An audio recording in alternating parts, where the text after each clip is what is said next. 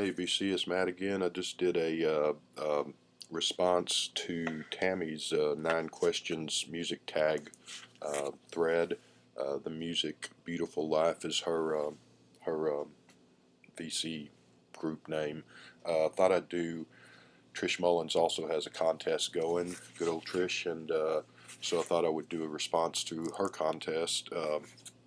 Which and for one thing, let me just thank you, Trish, for you kind of did a shout out for me. I've got a contest going right now in one of your videos here last week. Uh, Actually, I mean, I don't think anybody got that. The 3 subscribers thing was a bit of a joke. I was kind of kidding around there. I've got at least 5 or 6 subscribers, so I'm doing really well. But anyway, I do appreciate that, and I always like watching your videos and. On my list of favorites on the VC, you're right in there in the mix. So anyway, without further ado, I'll get into your contest. You had several questions. The first one, I believe, was how did I find your channel? I found your channel just in the mix of finding the VC and finding other people. I found the VC um, around about November or December of 2012. So year and a uh, year or whatever ago, a year and a half or so ago, and so I wasn't a math major in college there. Uh, but anyway, yeah, I found the VC. I don't remember exactly how. I was on YouTube looking around for after Black Friday Record Store Day. For some reason, it occurred to me that maybe people go on YouTube and talk about what they got on Record Store Day. And sure enough, they did.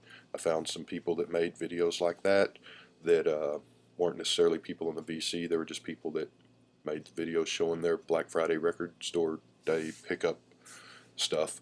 And in doing that, when you're watching a video on YouTube, you've got down here on the side, there's a strip of other videos that are sort of related type videos that sort of, if you like this, you might like these. And ran across Sun Dodger Gary, who was one of the pillars. I'm not sure how old the VC, how long it's been around, but back then he was made a lot of videos and one of the pillars of the VC. He doesn't make many videos anymore, which is a shame because I always enjoyed his videos, and maybe he just got tired of it or busy at work or whatever. That's really not my business, but whatever he's doing out there, I hope he's doing well, and I hope that at some point he comes back and starts making videos again because I always enjoyed his. But to get to you, Trish, he was showing his records from I think he made a video for Black Friday, and then I noticed that he also had other videos, and they were all record collecting and music related. So I watched all of those, and he kept talking about VC this and VC that, and that time I had no clue what a VC was. Finally figured that out, and so when watching his videos, there were other VC members that were on the side there, and I think Derek Vaughn was probably the second person whose videos I watched after Sun Dodger, and from there I just kind of found all the other people in the VC by and by, and me and Mr. Mayo, Robert Z, Adam Lee, and Mr. Hall of Fame was a little later. Yourself, Light Breeze, Shannon, and Sydney. I don't know how you pronounce her screen name, China C, or anyway. So you were in that mix, and I found you, and I'm happy that I did because I've always enjoyed seeing your take on things in your videos.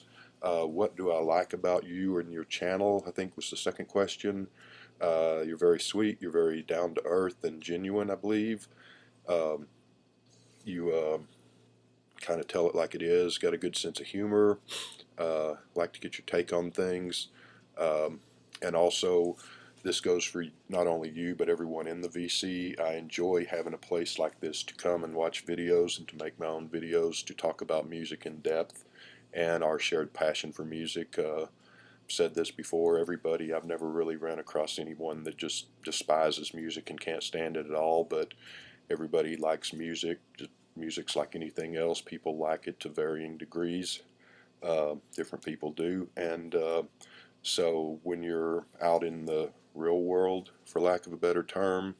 Everyone at work and all my friends know that I love music, but I can't really sit there and talk to them about my record collection, or the difference between American and British Beatle albums, or Captain Beefheart and Syd Barrett and Can and stuff like that, because they just wouldn't know what I was talking about, wouldn't care. So it's nice to see other people who are passionate about music. Maybe everyone's on the VC, not maybe, I mean everyone in the VC is not into all of the same things. That's a good thing, that makes it interesting. But when you come on here and you talk about music that's a little more obscure, I guess, past the Beatles and Elvis and the Rolling Stones and Led Zeppelin, you can come here and talk about other bands, and people are going to know what you're talking about and care about what you're talking about, and you can watch videos of them talking about the same thing and other bands like that, and you can learn about some new bands and some great new music. So obviously you're passionate about music. I'm guessing everyone on the VC is. I don't think if you weren't, you wouldn't be coming here and watching videos of people talking about their record collections, most likely. So that's what I like about you, is just fun to watch your videos, and always entertaining and informative, and always great to see you. What would I change about your channel, or what should you add to your channel? I can't really think of anything. I like it. I always look forward to your videos, and there's several people on the VC that when I see they've got a new video up, I'm always excited, and can't wait to see what they have to say this time. So just keep doing what you're doing is be my advice there. You wanted us, for the final question, to recommend 3 singers or bands that we think you should go check out and take a look at. So I didn't want to do anything too obvious. Didn't want to tell you about this band called the Rolling Stones you might want to check out, or anything like that. So anyway, my first one, and I know you do CDs. I don't have too many CDs. Most of this are on vinyl, but these are all available on CD. Well, I'll start with a CD. Dexy's Midnight Runners, Turae, that's their second album. This is their first album, Searching for the Young Soul Rebels, from 1980. This one being from 1982. There's the vinyl edition of that. And I didn't get it out. Their last album from 1985, Don't Stand Me Down, which I only have on CD. And I thought I brought it up here, but I didn't. It's back in the other room, so never mind that. Yeah, this one has a song everyone on here knows, Come On Eileen, which is a love or hate song for a lot of people. I've always loved it. It's one of the great 80s hits, #1 all over the world. In America, that's pretty much all they were ever known for to most people. In England, they had 2 or 3 #1s, Eileen being one of them. But so that's off their second album. All 3 of their albums are great. If you've only heard, I've kind of said this before, if you only know them from Come On Eileen, you only know about 10% of the story of what they are. That's not totally antithetical to their sound, but it's not anywhere near totally representative of it either. So it's kind of like if you'd never heard the Beatles, if that's even possible, and I came and I played Yellow Submarine, you'd never heard the Beatles, but you knew that they were big. You knew a lot of people loved the Beatles, that they sold a lot of records, but you'd never heard them, and I played All Together Now or Yellow Submarine, then you'd be kind of scratching your head thinking, I don't see what the fuss is about. And then if I came and played the rest of the stuff, you would, well, you still might not like them, but you'd most likely be like, well, okay, now I can see what people are talking about. So Come On Eileen is a lot of people don't like it. I love it, but it's not even a tenth of the story. They're kind of white guys from England, or maybe some of them are from Ireland, sort of doing poppy new wave soul music, which doesn't sound all that great, but they are a lot better.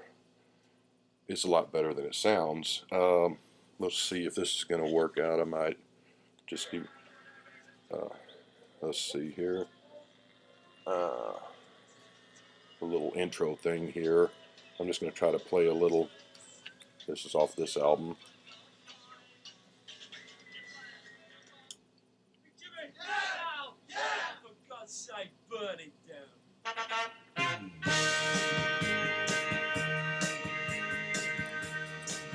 First song off of this album, Burn It Down, is the song off of Searching for the Young Soul Rebels.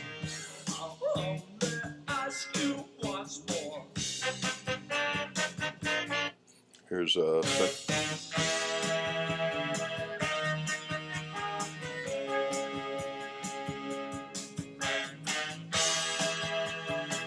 Tell Me When My Light Turns Green, that's the second song.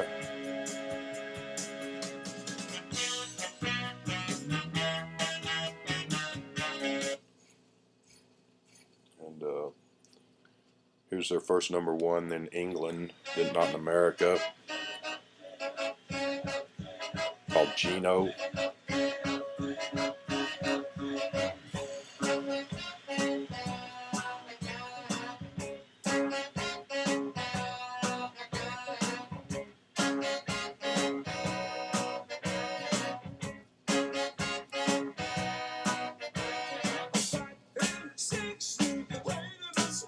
So there's just a little sampling of their first album.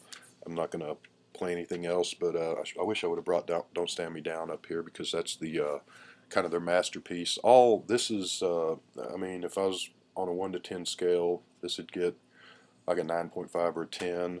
This one has Come On Eileen, but a lot of other good stuff on it. I'd give this like a 9. Don't Stand Me Down, I'd give a 10. By the time Don't Stand Me Down came out in '85, this was '82 with Come On Eileen. By '85, most people had forgotten about them, probably thought they'd broken up. So when they put the album out, it sunk like a lead balloon. The old Led Zeppelin joke, it went, sunk without a trace.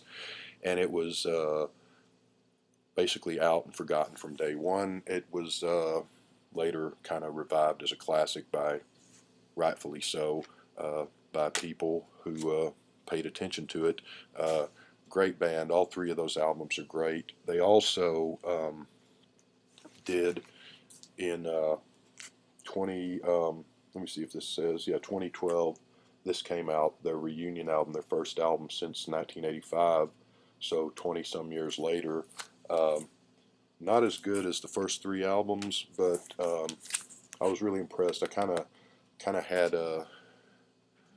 had reservations about this when it came out. I was looking forward to it, picked it up, bought it new when it came out, but usually when these bands break up and they get back together 10, 15, 20 years later and do a reunion album, they're usually pretty random and not very good. Out of the Go-Go's did a thing called God Save the Go-Go's that came out around 2000, 2001.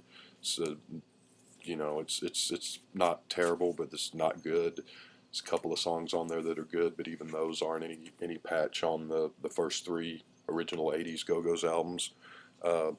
This one though is actually really good. It's probably a single CD, but it's a double album.